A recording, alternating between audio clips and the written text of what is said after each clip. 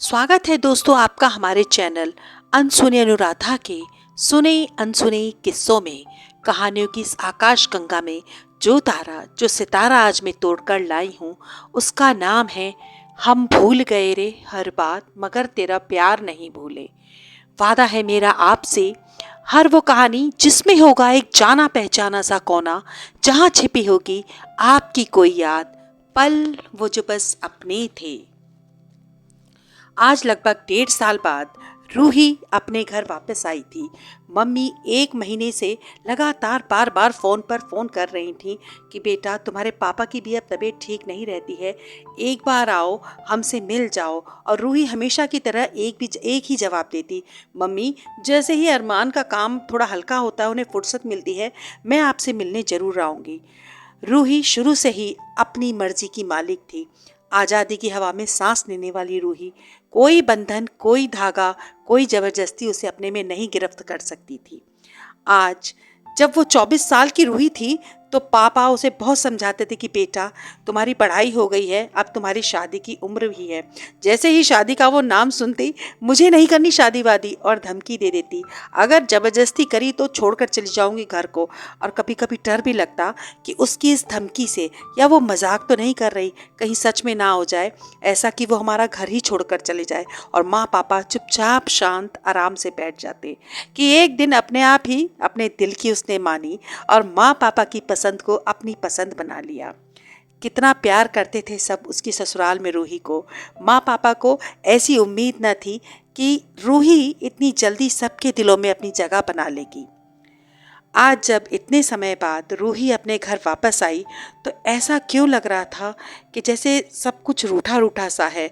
माँ ने उसके पसंद का बैगन का भरता और खीरे का रायता बनाया था, लेकिन कुछ तीखा ज़्यादा लग रहा था। रूही थकी हुई थी, खाना खाया, माँ पापा से थोड़ी बातें करी, फिर अपने कमरे में सोने चली गई।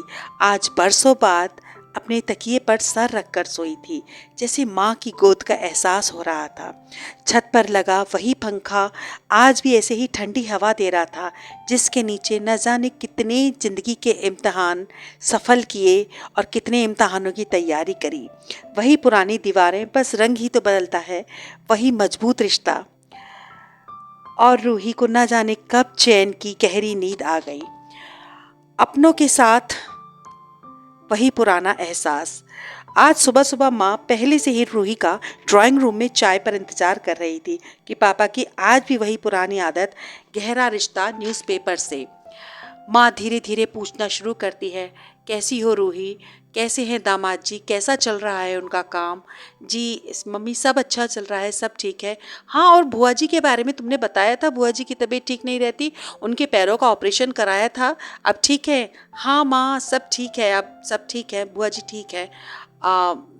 माँ थोड़े सख्त लहजे में, अच्छा कब मिली थी तुम बुआ जी से। मम्मी मैं उनसे 1 ही महीने पहले मिली थी, अब तो वो ठीक हैं। और माँ उसकी तरफ जैसे गुस्से में देख रही थी। माँ थोड़ा सा चीखती हुई, रूही तुम्हें पता है 5 महीने पहले उनका देहांत हो चुका है, वो गुजर चुकी हैं। रूही चुपचाप माँ की शक्ल देखती रही। रूही क्या चल रहा है तुम्हारी जिंदगी में, सच सच बताओ मुझे, तुम्हें पता है घर में क्या हो रहा है। मैं कुछ सवाल पूछ रही हूँ, तुम कुछ जवाब देती हो, मुझे कुछ समझ में नहीं आ रहा, सच सच बताओ। शादी से पहले वाली तुम्हारी जिद अब नहीं चलेगी।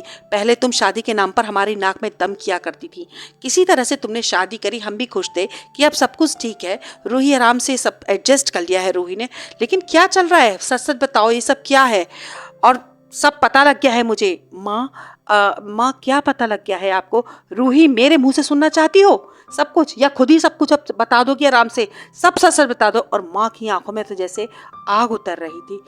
रूही मुझे सब पता है, तुम 1.5 साल से अपने ससुराल से अलग रह रही हो। क्या चल रहा है ये, समाज की शर्म से उन लोगों ने अपना मकान भी बदल दिया है और कहीं और जाकर रहते हैं। इतना सब कुछ हो गया तुम्हारी जिंदगी में और हमसे छुपाई इतनी बड़ी बात तुमने। आखिर चल क्या रहा है रूही। रूही को जैसे गर्म चाय बर्फ की तरह अब ठंडी लग रही थी। माँ की आंखों से देखकर उसे डर सा लग रहा था कि पता नहीं आज क्या होगा। आज रूही की आंखों से आंसू नहीं, जैसे उसकी तकदीर बह रही थी और माँ का चेहरा पूरी तरह से तमतमा रहा था। माँ मेरी बात सुनो। रूही, मुझे तुम्हारी अब कोई बात नहीं सुननी, जो भी कहना है सब कुछ सच सच और सही सही बताओ, आखिर चल क्या रहा है और तुमने हमसे छुपाया क्या है? नाक कटवा के रख दी है तुमने हमारी। नहीं माँ, मैंने ऐसा कुछ नहीं किया। माँ मेरी आप बात सुने। माँ अरमान, और रूही अपने आंसू पोंछते हुए, माँ वो अरमान क्या, अरमान अरमान लगा रखा है बार बार, क्या अरमान अरमान कर रही हो तुम? सच सच बताओ क्या चल रहा है? माँ आप मेरी बात सुने। माँ वो अरमान ने दूसरी शादी कर ली है। दूसरी शादी कर ली है? हाँ माँ, उनके ही ऑफिस में उनकी किसी लड़की वहीं काम करती थी, उसके साथ उनका अफेयर था, तो उन्होंने उससे दूसरी शादी कर ली है। अरमान ने दूसरी शादी कर ली है? जी माँ, वो मुझसे डाइवर्स मांग रहे थे, लेकिन माँ इस दुनिया में इंसानों को इंसाफ नहीं मिलता। हर चीज़ की बोली लगती है माँ, जो चाहे लिखवा लो, जैसा चाहे इंसाफ खरीद लो, जो चाहे आप खरीद लो। मैंने बहुत कोशिश की मैं अपना घर बचा सकूं, लेकिन हर बार हार मेरी ही हुई। माँ, भीख का कटोरा हाथ में लेकर ज़िंदगी नहीं कटती। आप लोग यहाँ चैन से रह सकें इसलिए मैं वहाँ जॉब करती हूँ और पीजी में रहती हूँ। इसलिए मैं आप लोगों से अब मिलने नहीं आती थी कि मुझे अब अच्छा ही नहीं लगता था। और अरमान से मैंने ही रिक्वेस्ट की थी कि तुम शादी तो कर लो, लेकिन यहाँ से कहीं और शिफ्ट कर जाओ, रिश्तेदारों में ज़्यादा बात ना फैलाए। और रूही ना जाने कब से इतना सब समेटे हुए बैठी हुई थी। आज कितने सालों बाद माँ पापा के सामने उसने सब कुछ आराम से कह दिया और उस जुर्म की जमानत मिली जो उसने किया ही नहीं था। अब माँ पापा हैरान बेसुध से उसकी बात सुन रहे थे। आज रूही ने सब कुछ कहा। अपने आगे किसी की ना चलने वाली वह वो रूही जो हमेशा अपनी जिद पर अड़ी रहती थी, अपनी बात मनवा के रहती थी, इतना सब कुछ झेल रही थी, इतनी बड़ी सजा काट रही थी बिना सर उठाए। माँ ने रूही को कस के अपने गले लगा लिया। रूही, अब तुम अकेली नहीं हो बेटा, तुम घर वापस आ गई हो। अब वही रूही तुम्हें दोबारा बनना है जो तुम पहले थी। किसी की गलती को एक बार माफ़ करना या उससे माफ़ी मांगना ये ज़रूरी है, लेकिन बार बार अगर माफ़ी मांगने पड़े तो समझ जाना चाहिए तुम गलत नहीं, सामने वाला गलत इंसान तुम्हारे पल्ले पड़ गया है। ज़िंदगी में सच्चे रिश्तों को अहमियत दो रूही, झूठे रिश्तेदारों को नहीं। और आज रूही कितना हल्का महसूस कर रही थी। ऐसे ही किस्से रूही जैसे न जाने कितनी लड़कियों के साथ होते हैं, न जाने हम कितने अखबारों में ऐसा पढ़ते हैं और भूल जाते हैं, लेकिन ये किस्से, ये हिस्से वो उनसे जाकर एक बार पूछें जो इन्हें झेलते हैं। ऐसे ही और किस्से और हिस्से मैं आपके पास दोबारा लेकर आऊँगी इस कहानियों की श्रृंखला में। तब तक आप हमारा चैनल लाइक, सब्सक्राइब, शेयर करना ना भूलें। अनुराधा, अनसुनी अनुराधा।